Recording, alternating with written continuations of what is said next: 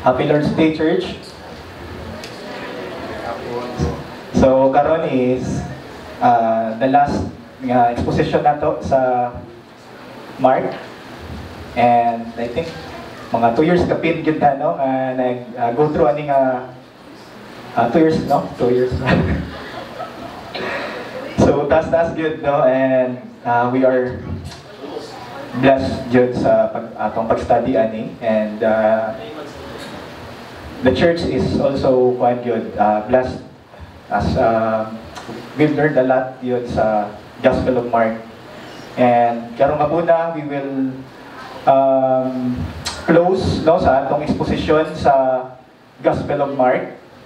And the title of our sermon is, for this afternoon is From Death to Life, the power that changes, the resurrection power that changes everything. And kanina text ka itong salihan karong hapuna is, this is our climax, the climax sa Gospel of Mark. And this is the greatest miracle na gibuhat ni Jesus.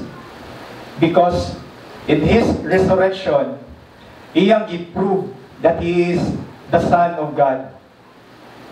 And in His resurrection, iyang gi-conquer ang death. And iyang gi-declare ang iyang power ug ang iyang victory. Mga igsoon, if Christ has not risen, ang atong pagtuo, ang atong Christianity is tragedy. Ang crucifixion is tragedy. If Christ has not risen from the grave. And so mga igsoon, we must understand again that the resurrection is the declaration of God's power, God's triumph over sin. And that is why ang atong labor as a Christian is not in vain. That is why our sacrifice is not in vain. Our preaching, mo nangingon ni Paul, is not in vain because Christ has risen. And sa atong pag-study karong hapuna, my prayer is that sama sa giingon ni Paul diya sa Philippians 3, that we will continue to press on to know the resurrection power of Jesus Christ and to know the suffering of Christ so that we as a church will share in His suffering, in the fellowship, so that His glory will be revealed, will be declared in us as a church. So our main idea for this afternoon is the resurrection power of Jesus changes everything, bringing us from death to life, from fear to death to faith, and calling us to follow Christ from suffering to glory. And as we study God's Word this afternoon, may our desires will increase to know Him and to love our brethren in this church. At so mga igsoon, before ta magbasa sa Mark 16, ako po ni address, no, that if kabantay mo dira sa chapter 16, after verse 8,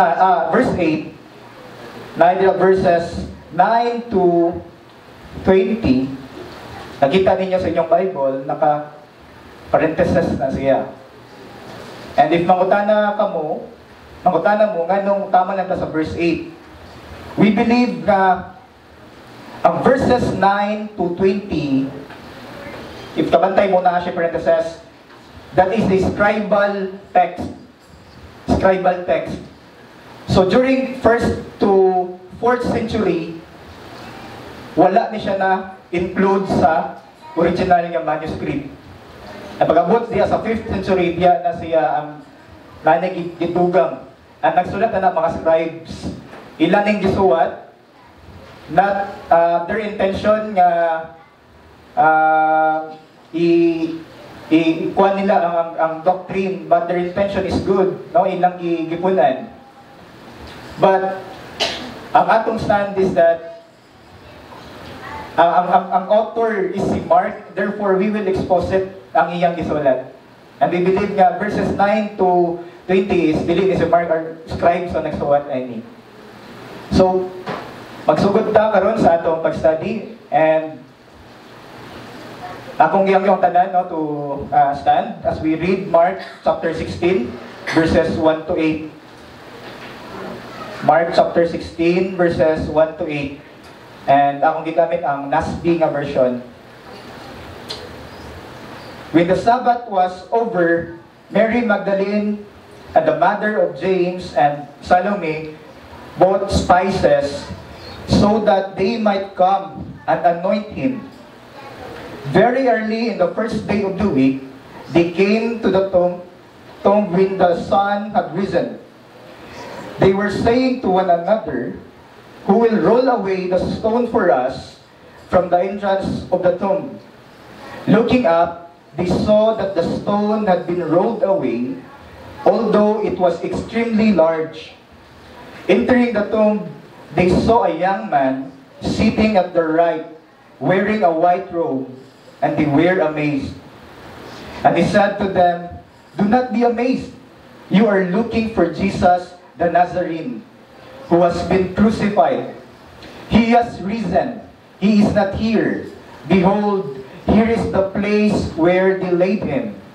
But go, tell his disciples and Peter, he is going ahead of you to Galilee. There you will see him, just as he told you."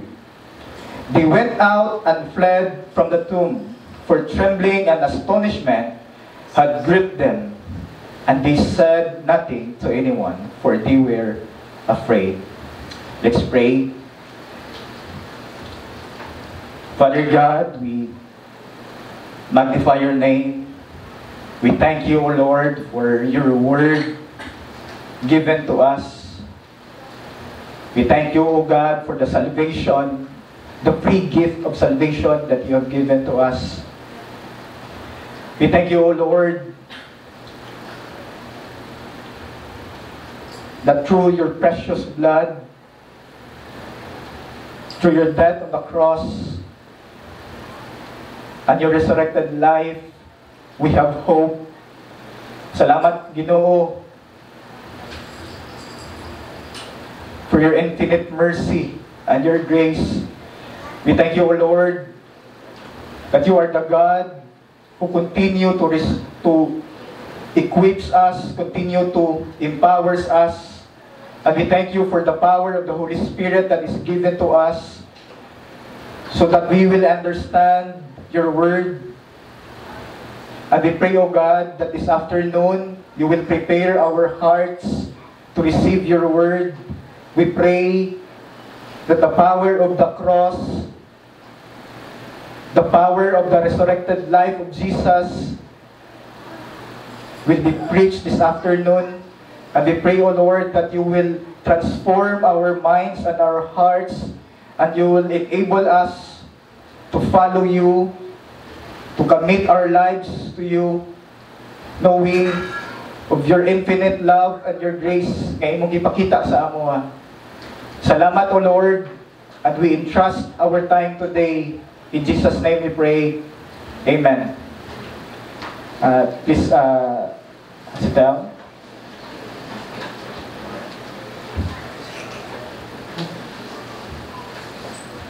In verse 1, makita nato dira when the Sabbath was over.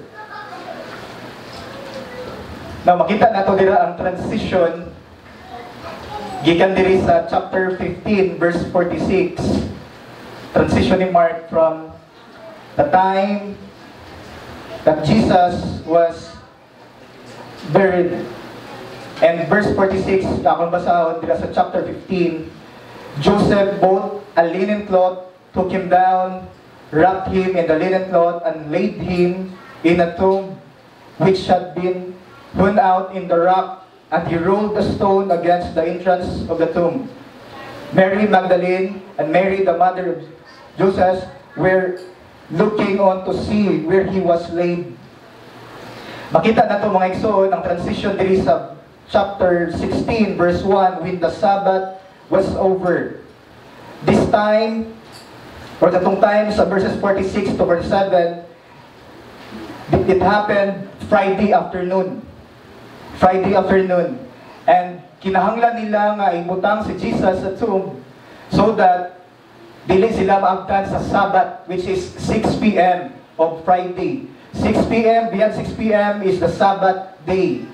So therefore, they were faithful to follow the ordinances sa Jewish law. And here, importante kayo masabtan nato niya, unsay pasabot din ni Mark when he mentioned the word Sabbath. The Sabbath was over. And makita nato diri mga igsoon that Jesus is our ultimate rest. Jesus is our ultimate rest.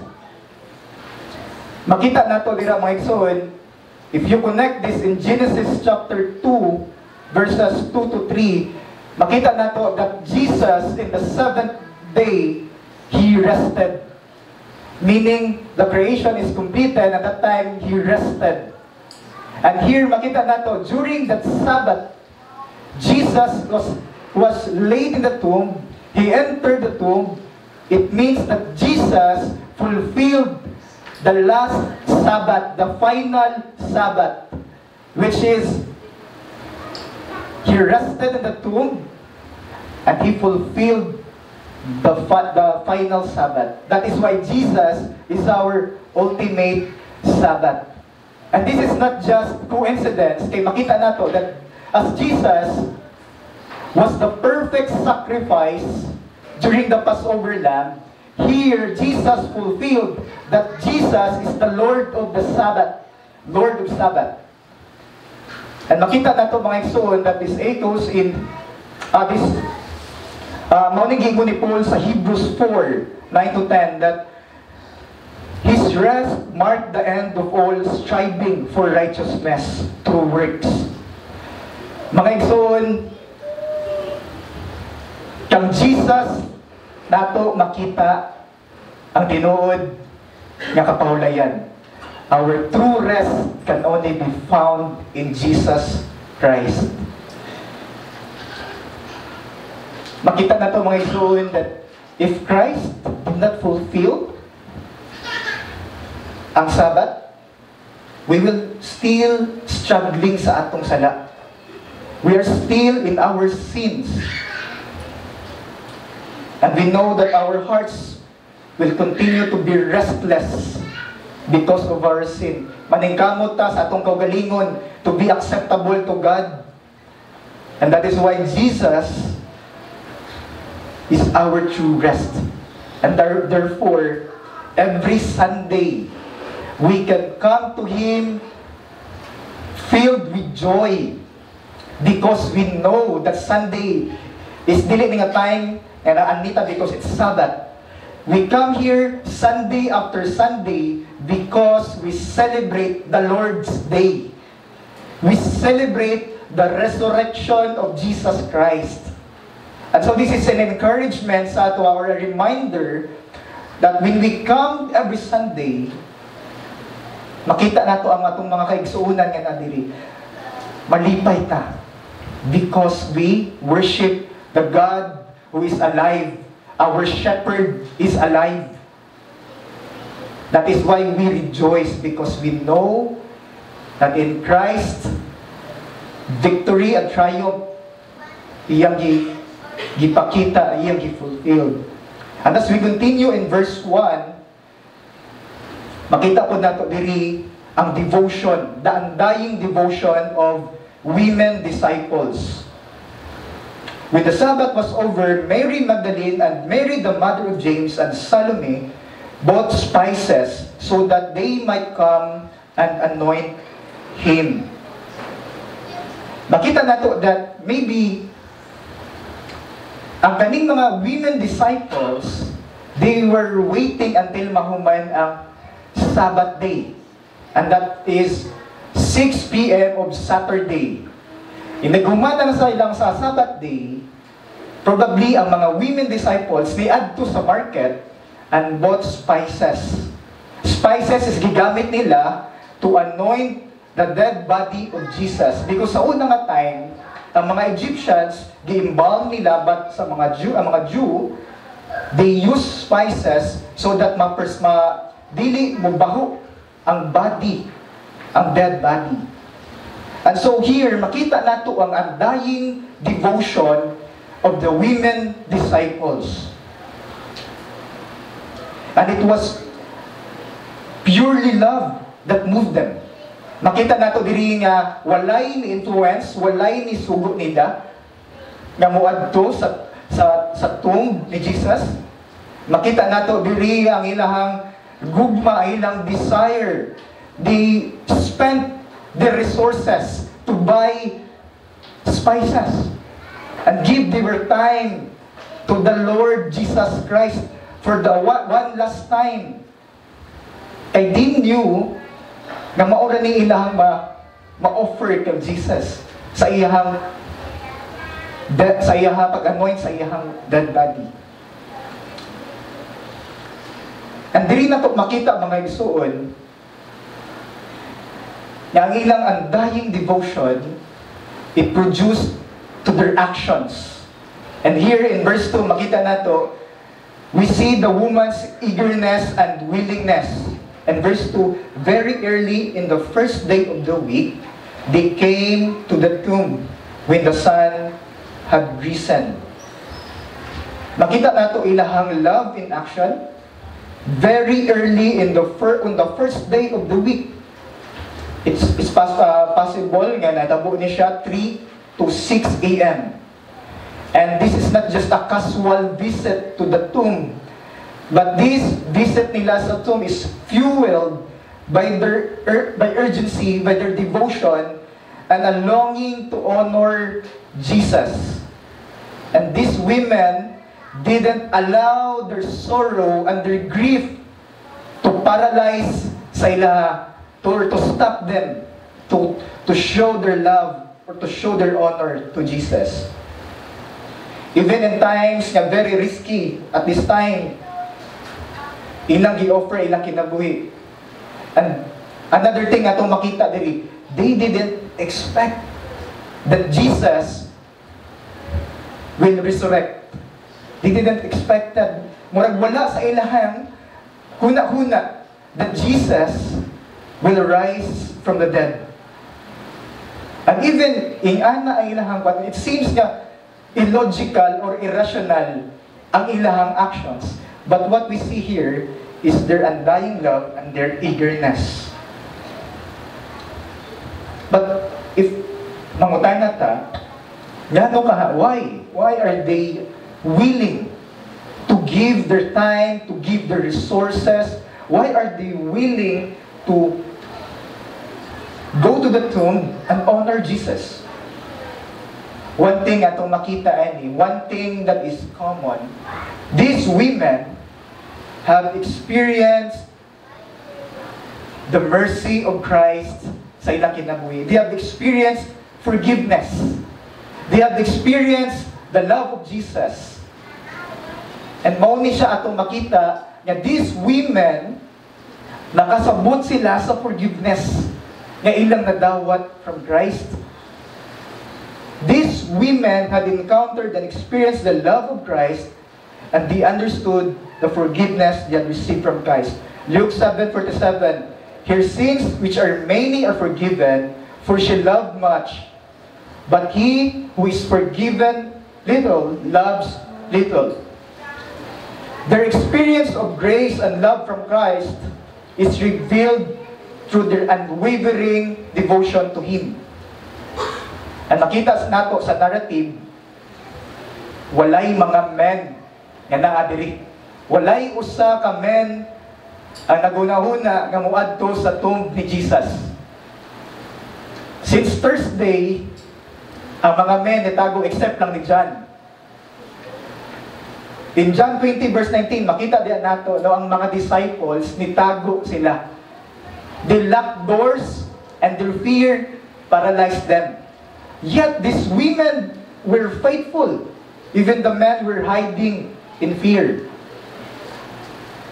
Friends, when we taste and see the sweetness of Christ's forgiveness, love becomes our response. It's not duty or not religion, but a heart willing to give everything because Jesus is infinitely worthy. As Galatians 2:20, i-highlight na ako sa last niya the phrase, Christ loved me and gave Himself for me.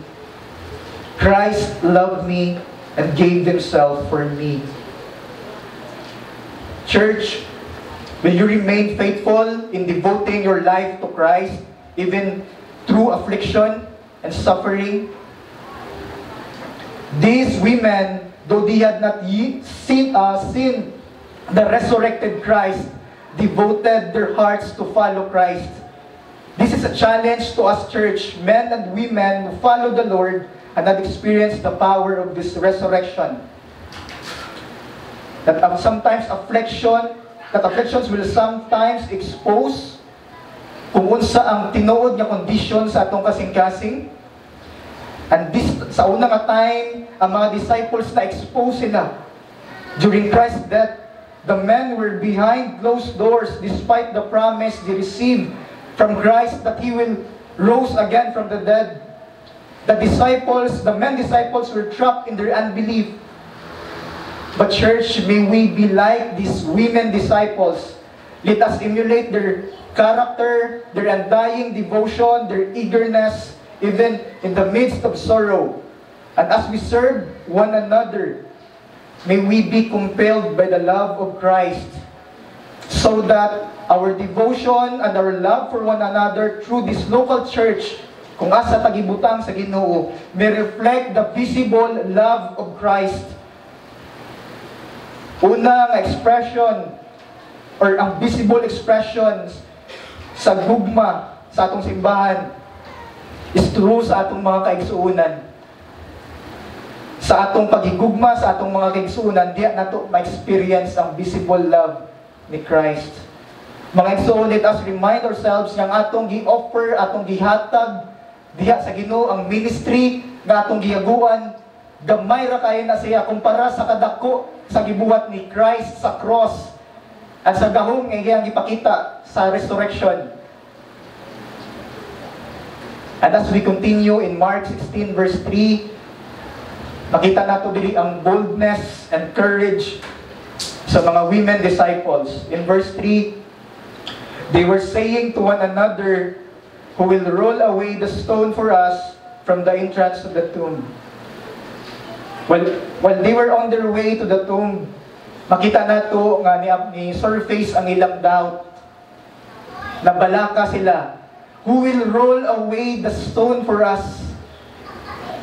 And we can just imagine that this time, maybe they were preoccupied sa ilang gibuhat.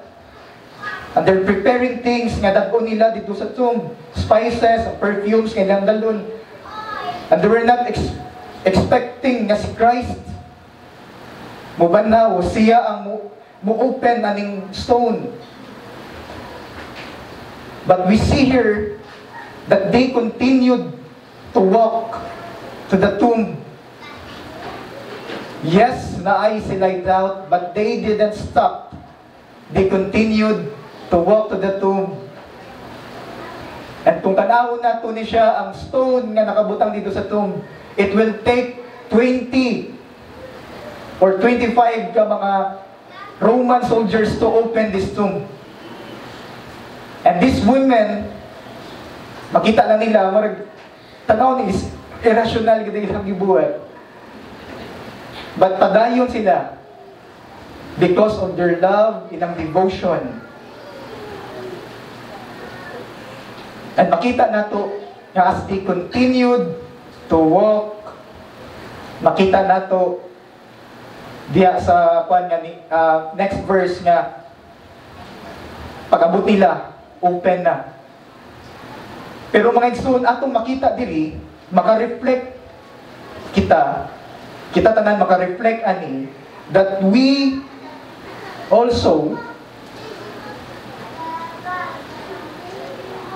experience a lot of doubts, especially if na ay mga sitwasyon nga kung asa tagibutang sa Ginoo nga tanaw na to wala ay solusyon.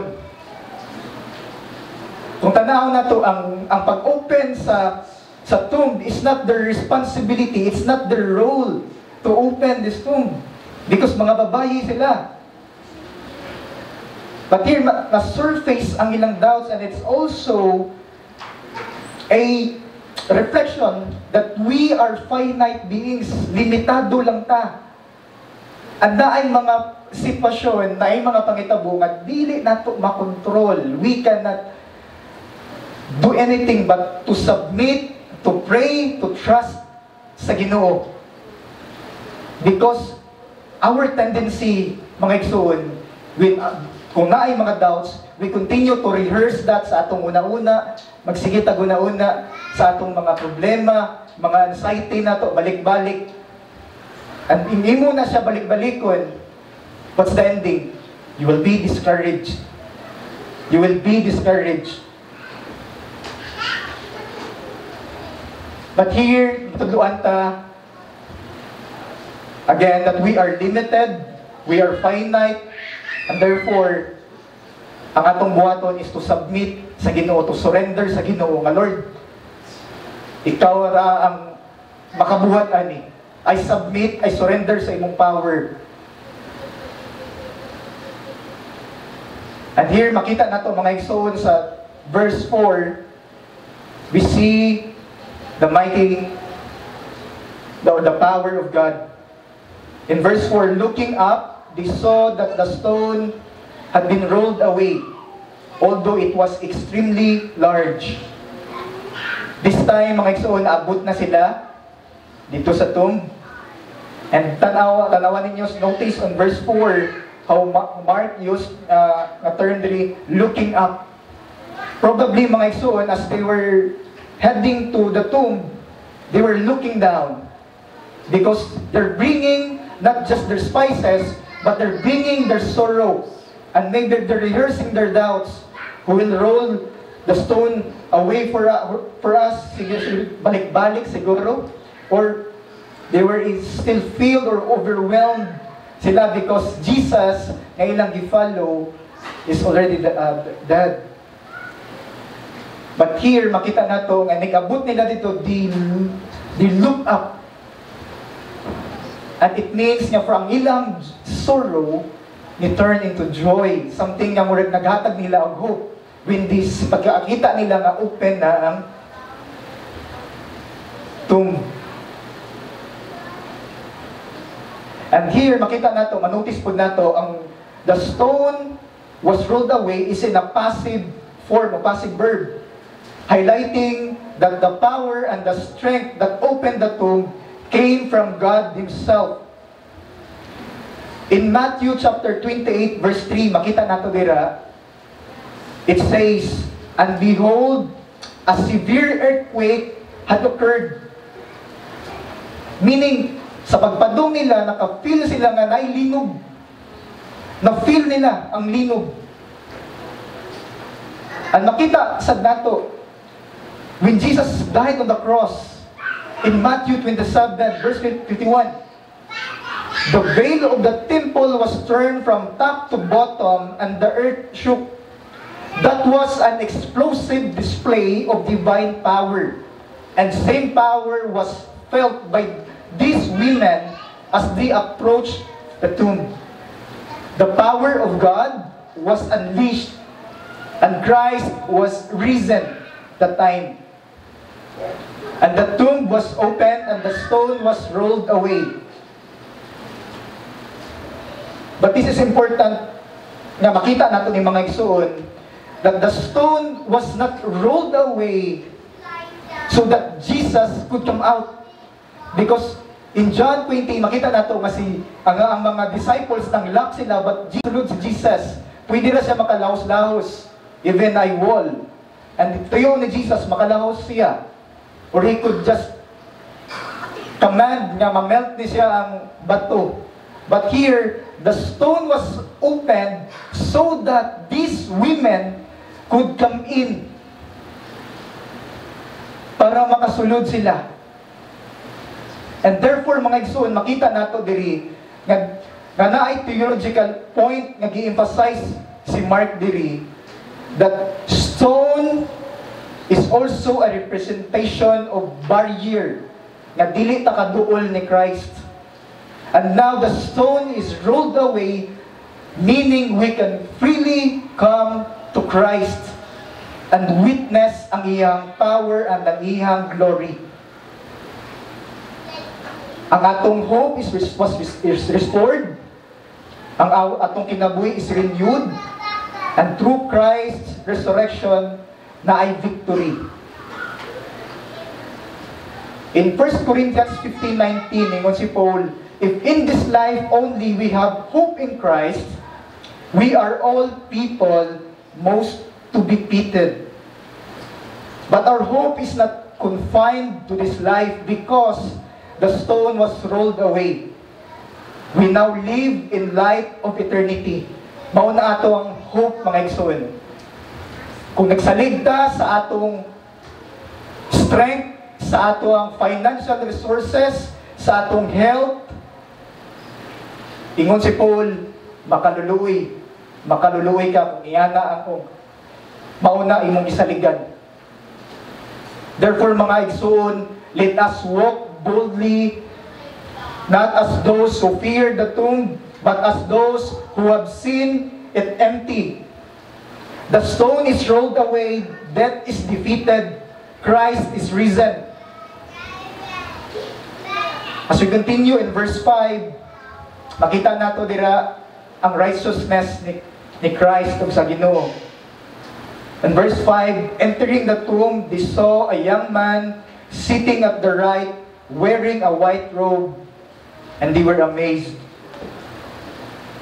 Notice, mga igsoon, in verse 5, ang noun nga gigamit ni Mark is young man. Tanawon na to sa ubang accounts, dili na to ni siya makita, but only Mark used kani nga noun, young man.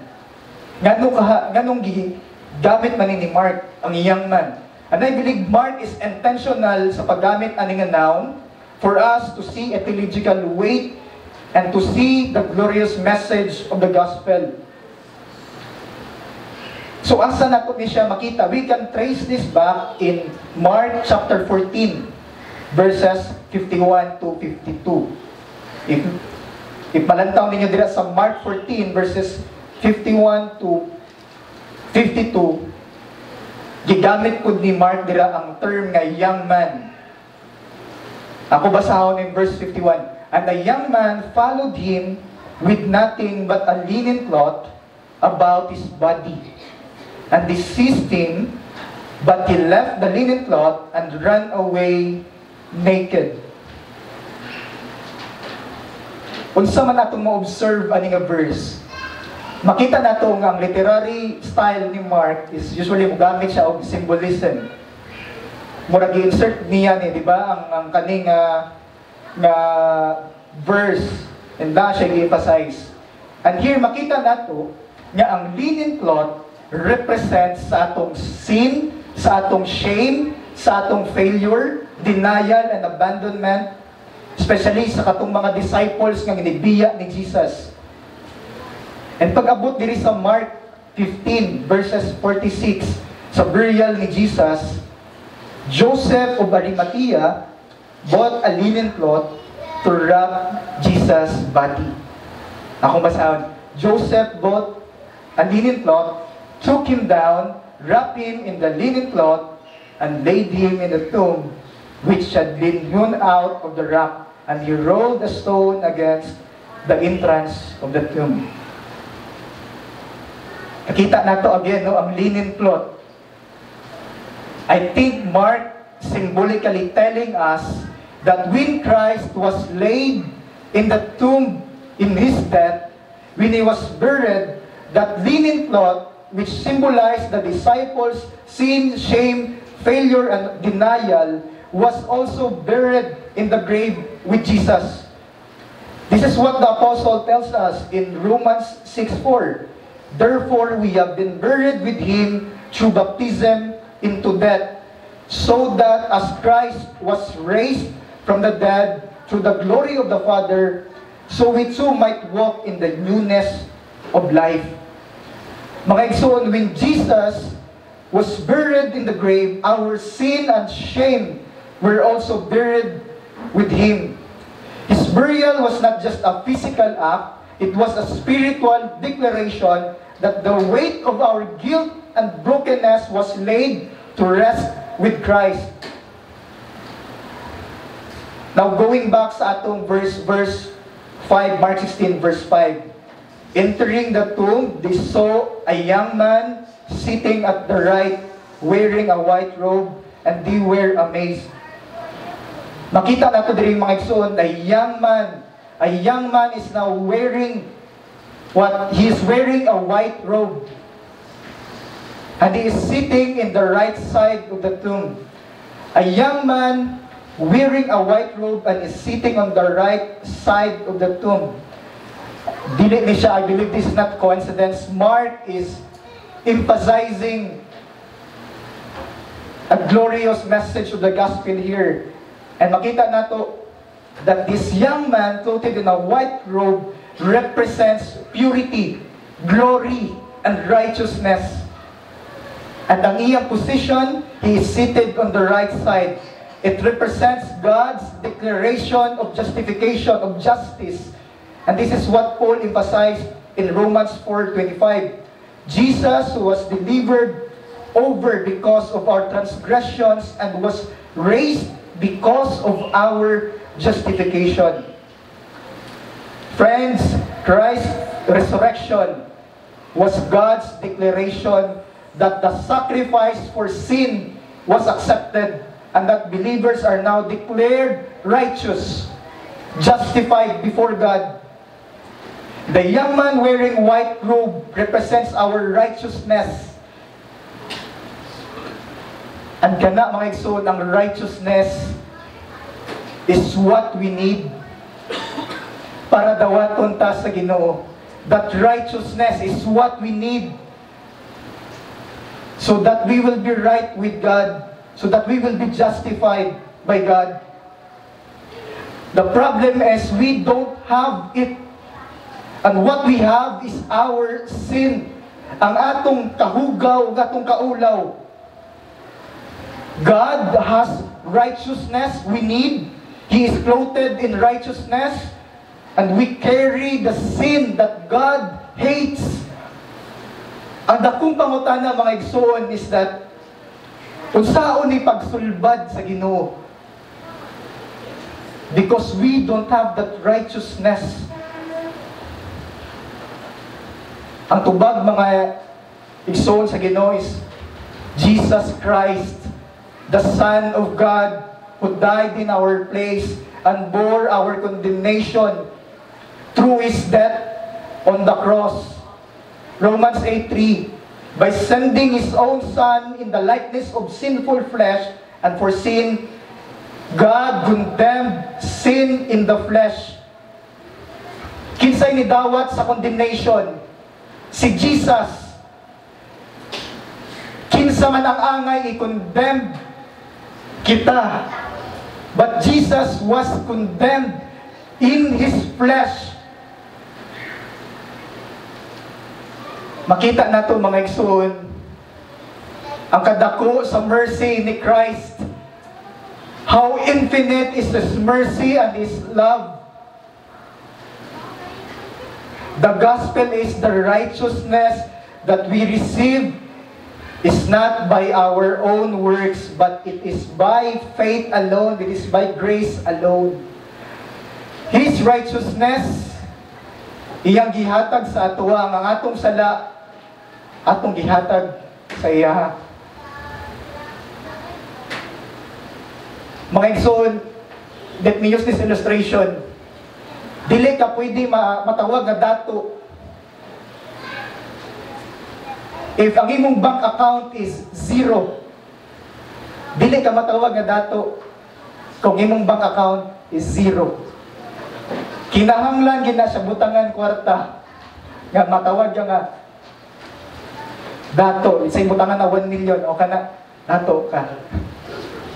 Inyani ang gibuhat ni Christ. Ang forgiveness is not complete. We need the righteousness of God. Mao na ang righteousness iyang gi-credit sa atoa. Para kita na natay bagong identity, bagong kinabuhi that is accepted by God. Friends, this should be the heartbeat of everything that we do. The gospel of Christ. It must be our ultimate motivation to rise, to mubangon kada buntag. Even night times we don't feel to wake up. Kay kapoy kayo. We can never thank Him enough for this infinite love and mercy. And when, friends, when you begin to doubt His love, or when your walk with Him grows cold and distant, go back to the cross and see Christ, see His love and His holiness.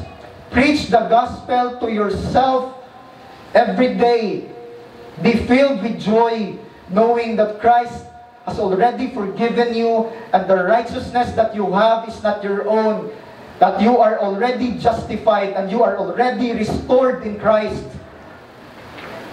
Mga igsoon, nindot kaayo ganina atong gikanda. His robes for mine. Na akong basahon. His robes for mine, a wonderful exchange, clothed in my sin. Christ suffered, met God's rage, draped in His righteousness. I'm justified. In Christ I live, for in my place He died. I cling to Christ and marvel at the cost. Jesus forsaken, God estranged from God, bought by such love. My life is not my own. My praise, my all, shall be for Christ alone. And as we continue in verse 5, mga igsoon, we see the reactions, the response of the women disciples. And we see there that they were amazed. They were amazed. This time, mga igsoon, their response was still in an utter shock and in terror. And for them, it was a soul-shaking moment filled with overwhelming emotions, astonishment mixed with fear. And makita nato ni sa Bible, mga igsoon, from Old Testament to the New Testament, that this is always the response of people nga naka-encounter sa divine glory ni God. Sa time ni Moses, when Moses in the burning bush, he was terrified. Sa time ni Isaiah, he was amazed. Makita siya sa holiness sa Ginoo, sa seraphim. And here, makita sa nato nga ilang reaction is the same. In all the miracles na gibuhat ni Jesus, the people reacted in shock. They react in overwhelming emotion. Maybe except lang siguro sa Transfiguration, where Peter, John, and James respond with audacity. But kasagaran yun, diri is makita nato, they were amazed. And always, the result is, after God revealed His glory to people, He commands them, go and tell, or go tell. Same pod sa mga tao nga nakadawat o message no sa Ginoo, nakakita sila. Same pod ang nadawat nila. They were commanded to go and tell. They were commanded to go and preach the word. Sa atong time karon mga igsoon, wala naman tayo nga ma-encounter nga makita tag angel or ingana atong response. But we have the complete and enduring, the written word of God. We have the Bible. When we read the word of God, when we hear the glorious gospel, when we hear God's message through preaching, do we still respond in awe? Do we still respond in amazement? Church, this is what we need. If we're no longer convicted when we hear God's word, or if we are not convicted sa atong quiet time, sa pagbasa nato, sa pulong sa Ginoo, sa pag-meditate nato, if we're not convicted, maybe our hearts have grown cold because of our sin. Or maybe our hearts were never truly alive to begin with. And in verse 6, mga ison, we now see the glorious announcement. And he said to them, "Do not be amazed. You are looking for Jesus the Nazarene, who has been crucified. He has risen. He is not here. Behold, here is the place where they laid him." When they entered the tomb, they were still in a state of shock. Overwhelmed pagyapon sila by their emotions. And this time, maybe affected ilang emotionally, and even ang ilang mind, ang ilang cognition. They were shaking. Siguro nangurong pa sila aning a time. But we see the comfort of the messenger, the message of comfort nga iyang gibuhat diri. Ingon ng angel, "Do not be amazed." This is the voice of comfort breaking through their fear. Do not be amazed. It wasn't just a command, it was a reassurance sa ilaha. Ingon ng angel, "You are looking for Jesus, the Nazarene, who has been crucified." In other words, mga igsoon, ang angel ingon nga, hear this invitation of message of invitation of hope. I know who you are looking. I know why you are here.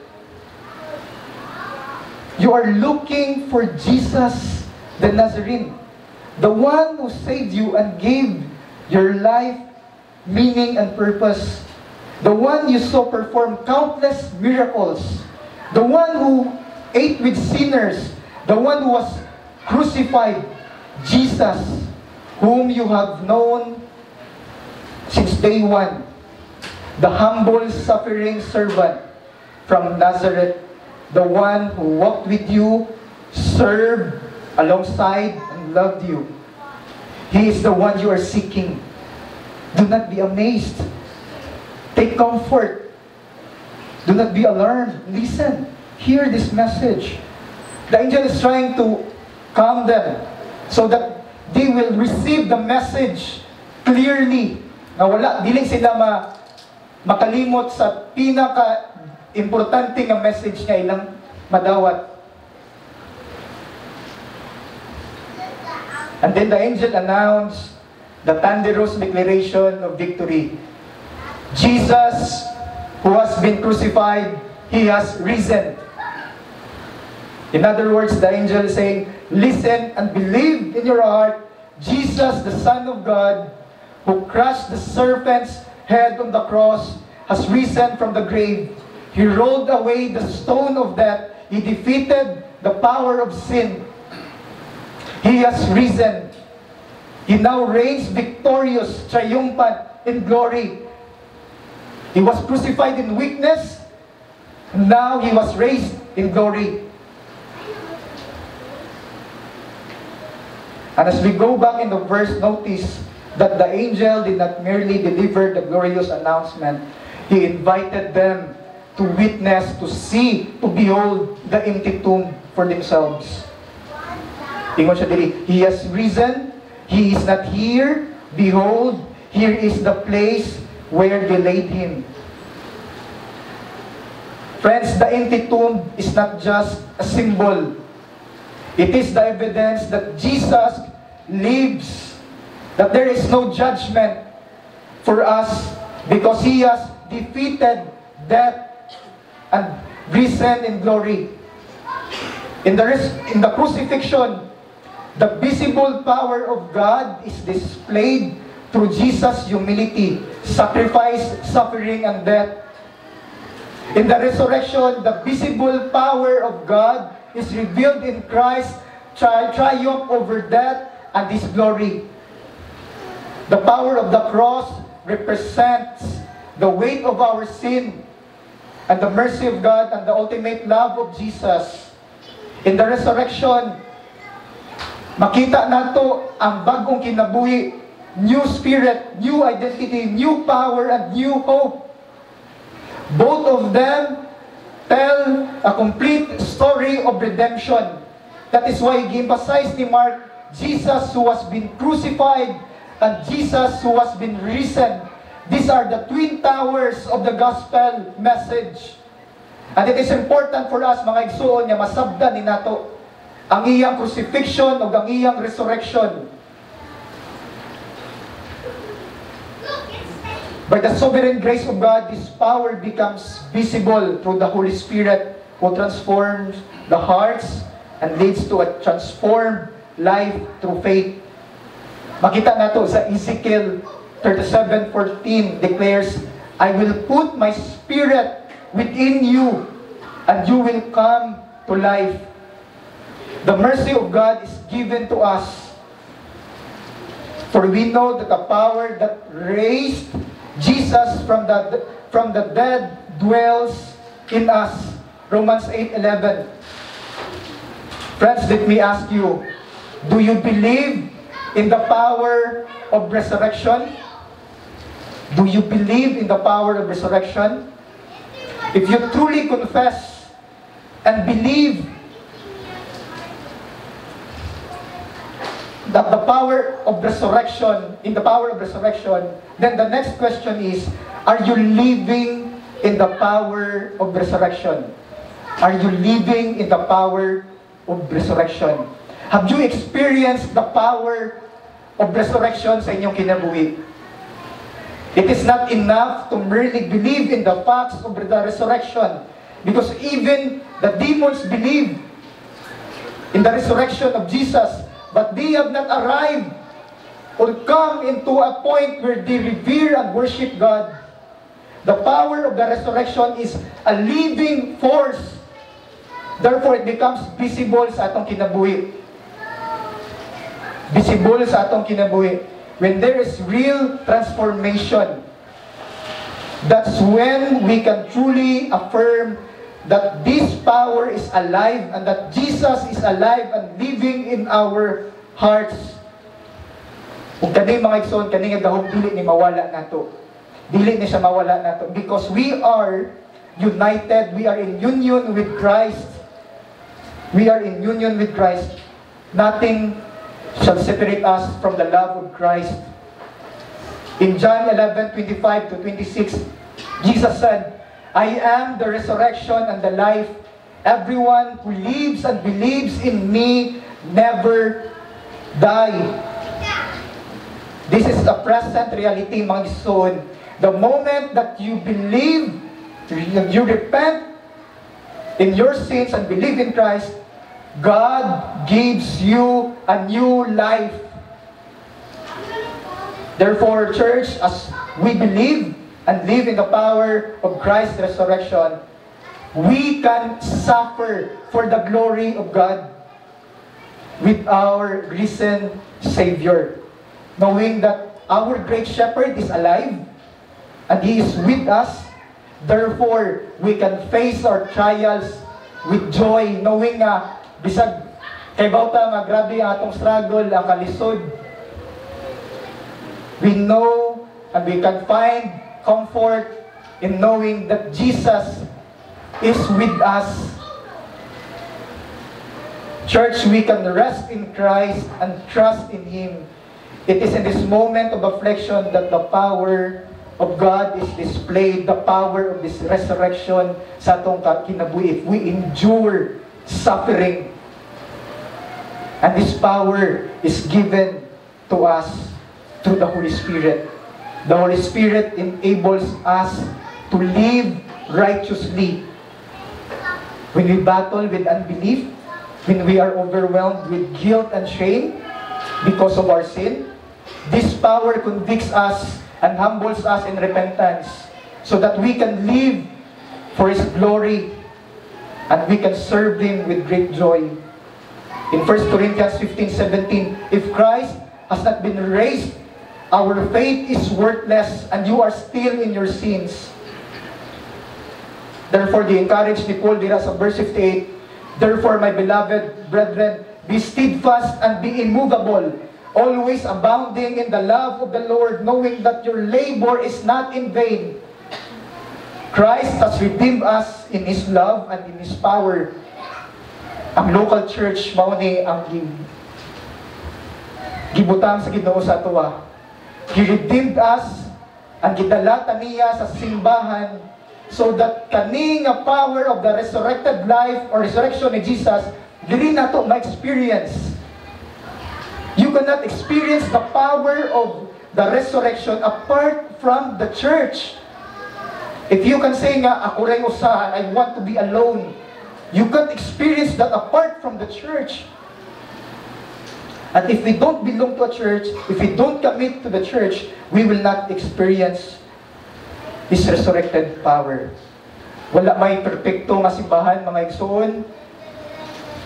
Pero ang simbahan nga nagapadayon, nga naga-endure sa mga affliction, padayon nga naga-preach sa gospel, at ang gugma makita sa mga kaigsuonan, sa mga members nato during the time when we gather and fellowship together in His Word, then the church, that kana nga simbahan is alive.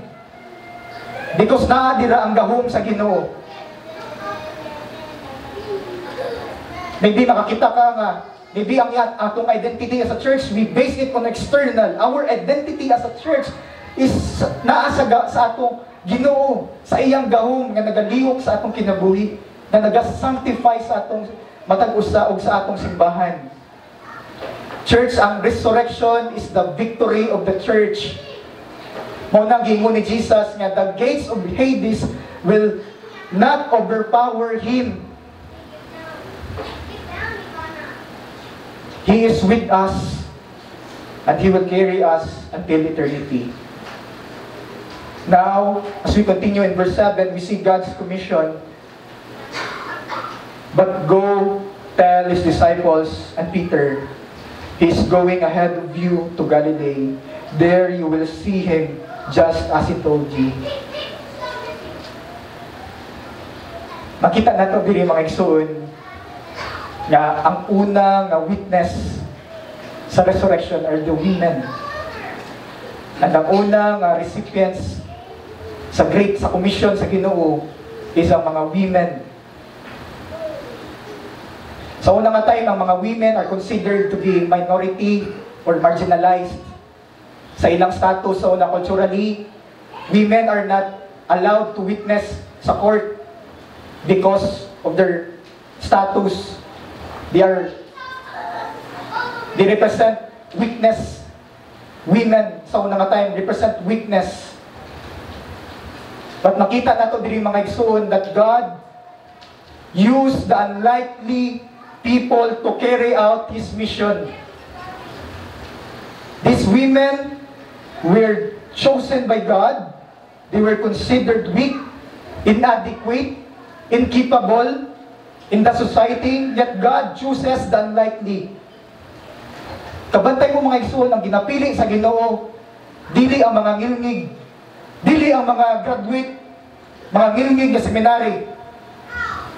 But ang gipili sa mga Ginoo, ang mga fishermen, ang mga weak, ngano kaha? In 1 Corinthians 1:27, morning to bag, but God chose the foolish things of the world to shame the wise. God chose the weak things of the world to shame the strong. Mga igsoon, in other words, God chose the weak in order to display His power, to display His glory. When God calls us into ministry or calls us to be a faithful to the gospel in our church, Kung sa may kasagaran na itong response, we sometimes, or we oftentimes, respond, Lord, ganun ako man. Hindi mo ka mawani. I'm not capable of doing this. Di ko kamawa ni Lord. Si Juan ng Lord, si Juan ni maayo man kayo, siya mo eloquent ni siya, but sometimes our response is, we respond, no, in doubt, no?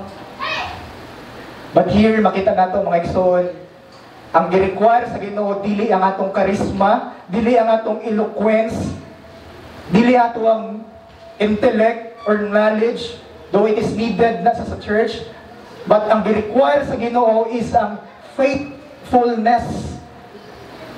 Because these women, ang atong makita nila, dili man sila bright. Pero sa may atong na-observe nila, sa time si Jesus na sa cross, kinsa may nangan pabilin dito, these women, sa time si Jesus sa iyang burial, kinsay na dito, ang mga women, the women are looking at Him. At sa time sa tomb, kinsay may mga nindol, ang mga women, they were faithful. And this is also reminds us that God does not require our gifts, but He requires our obedience to Him, our faithfulness to Him, our commitment to Him. Ikaduha na ito makita diri mga igsoon, ang imperative nga command sa Ginoo. Ang ingon dira, go and tell. Go tell. But go tell. Tanawan ninyo mga igsoon, nainindot kayo diri ko na amaze sa nga text because Mark emphasized diri, go tell His disciples Peter. This is an amazing statement mga igsoon. In resurrection, Christ assured the disciples and Peter iyang gisingle out that their sin is already forgiven, that they are already justified, that they are now sons sa Ginoo. Unsa gigamit diri ginbasay ni Mark, His disciples. The word His is a possessive pronoun, meaning you are now in Christ. And wala ay makaseparate nimo kang Christ. Oh, what love and grace that we have in Christ. There is no fear, no shame in Christ. In Him, we are clothed in righteousness. Friends, the resurrection gives us also the power to forgive, knowing that we are already forgiven. Again, katong mga disciples, si Peter, especially ang gibuhat ni Peter, gideny niya si Christ. But Christ, wala yun ni keep si Christ or wala'y nabilin nga bitterness or kalagot ni Christ kang Peter o sa mga disciples nga nibiya niya. Mao ni atong assurance mga igsoon of comfort. Ug mao sa niya ang naghatag nato og power to forgive others. Again, gipakamatyan ta ni Kristo ug iya atang gibutang sa simbahan to display iyang gugma to sanctify us. Mga igsoon, dili malikayan nga sa usa ka simbahan na ang mga paglalis, disagreement, friction, conflict sa mga kaigsuunan. Ang kasagaran or sometimes ang atong response is we don't want these things because we get uncomfortable or inconvenient when we go through conflict with fellow brethren. But mga igsoon, this reminds us na makareflekta, matagusa sa atong kaugalingon that whenever we are in conflict with our fellow brethren, let us remind ourselves that we are forgiven by Christ. and that we are sinners. At so mga igsoon, if kasabot ta sa gugma sa Ginoo, we are moved with affection and love ni Christ, that we are whatever conflict magaling may tabo or sin nga mabuhat sa atong mga igsoon, we are always ready to talk, to correct if necessary, and to desire for reconciliation. Mga igsoon, is there someone sa imong kinabuhi that you need to forgive? Is there someone sa imong kinabuhi that you need to be reconciled with? Mga igsoon, if you're still struggling in this area sa imong kinabuhi, pray and ask for God's mercy to change your heart. Look to Christ. Look to His wonderful mercy nga iyang gibuhat sa imoha. Remember how Christ has forgiven you. Now, sa atong last verse, verse 8, we will close in this verse, with this verse. Verse 8, He is going ahead of you to Galilee. There you will see Him just as He told you. They went out and fled from the tomb, for trembling and astonishment had gripped them, and they said nothing to anyone, for they were afraid. Reading this at one glance, mga igsoon, makaingunta nga, after the glorious announcement, after the pag-commission sa ila, ingani ang ending, mura siya hangin nga, gi-mention diri, they went out, they fled from the tomb, they were trembling and astonished, and astonishment had gripped them. And they had said nothing to anyone, for they were afraid. I believe kaninga statement diri for they said nothing to anyone. Dili ni pasabot nga wala gid sila ni sulti. Kay makita nato sa Matthew 28 verse 8. Lahi ang emphasis ni Matthew dira. Matthew 28 verse 8. And they left the tomb quickly with fear and great joy. And doon sa ilang gibuhat, they ran to report it to His disciples. So the term nga gigamit dira ni Mark, they said nothing to anyone, maybe wala nila gi-report public, but they report to those specific people na giingon sa messenger. They said nothing to anyone. Now, why do you think Mark ended this way? Kabantay mo sa style ni Mark. Nagsugod si Mark sa gospel during si Jesus na sa baptism ni Jesus. Makita po nato diri nga si Mark abrupt pud ang iyang ending. Diba kung maglantaw mong salida sa mga nindot nga salida ini ending na mga nindot nga salida nga ikaw nay maguna-una unsay sunod nga may tabo. Murag ngani ang gibuhat ni Mark. In Matthew, makita nato dira nga nagsugod ang account sa genealogy, sa Luke, genealogy, but si Mark wala. Makita nato ang ending ni Mark is not a period but a comma.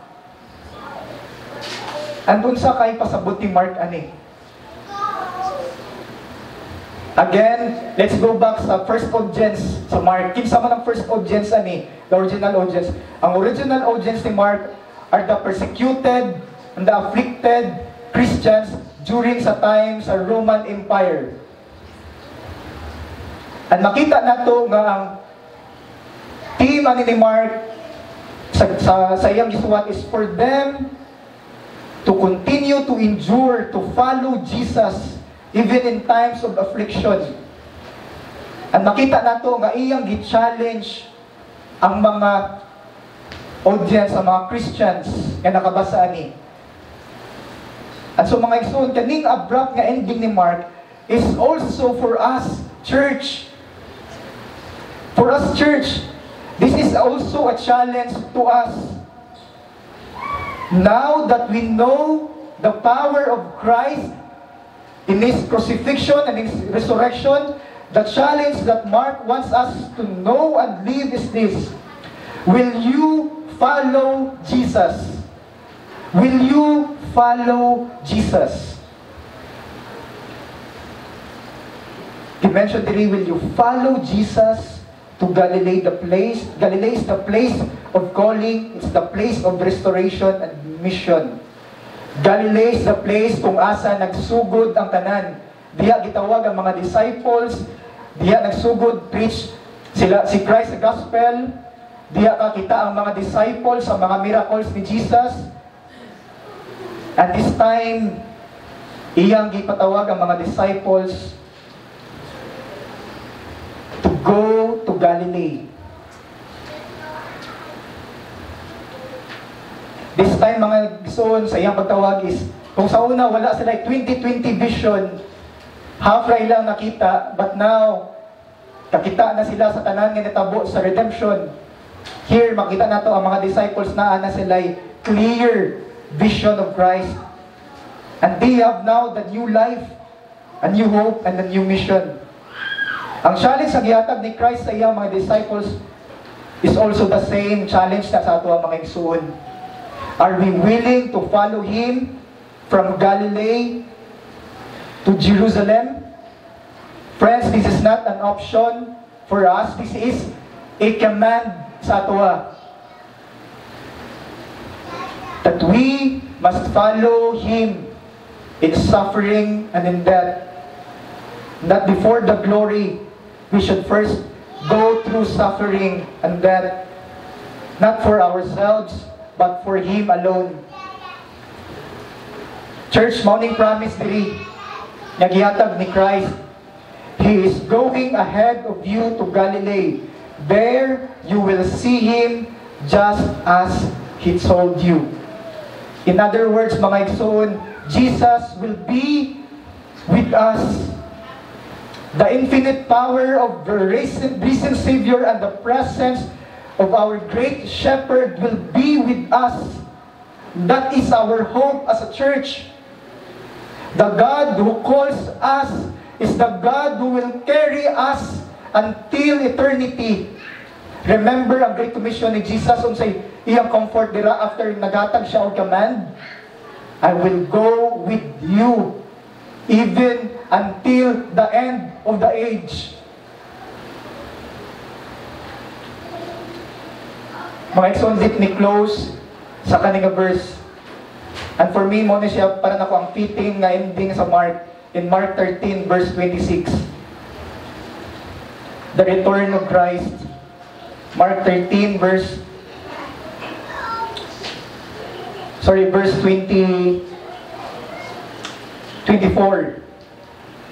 Verses 24 to 27.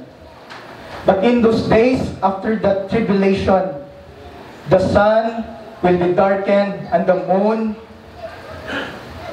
will not give its light. And the stars will be falling from heaven, and the powers that are in the heavens will be shaken. Verse 26.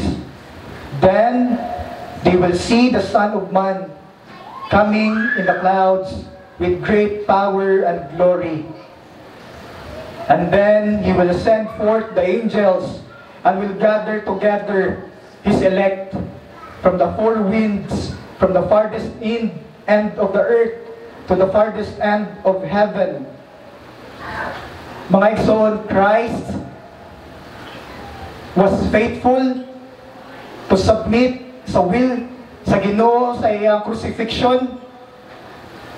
Christ was faithful sa iyang resurrection. When He declared His power and His glory. And this time, mga igsoon, mao ni ato ang comfort as a church that Christ will come again.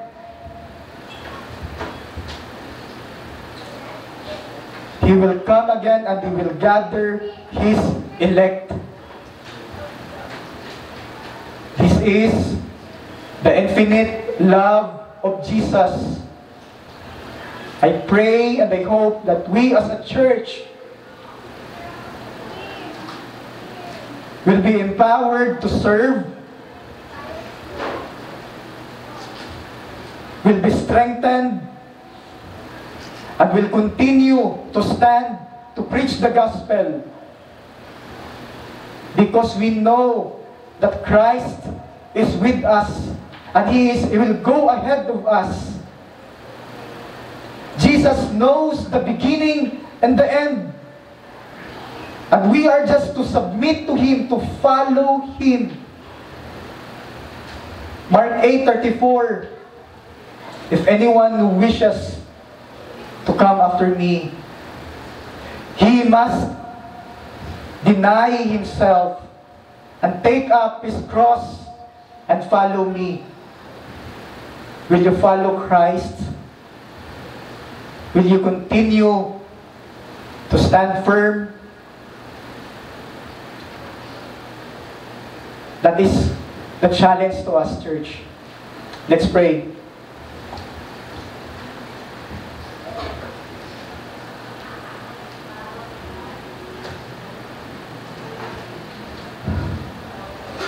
O Lord, we thank you, O God, for your wonderful message, the glorious gospel. We thank you, O God, for the power that is in us,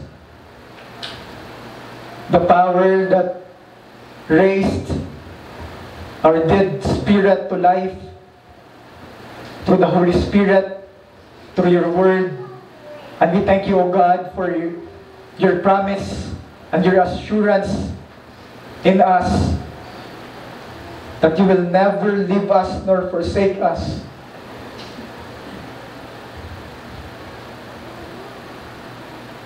Because you are our great shepherd.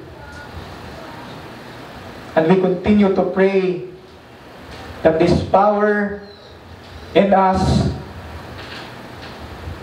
will be evident sa among kinabuhi, will be visible in this local church, and that we will continue to grow, to abound in love to one another, and will continue to preach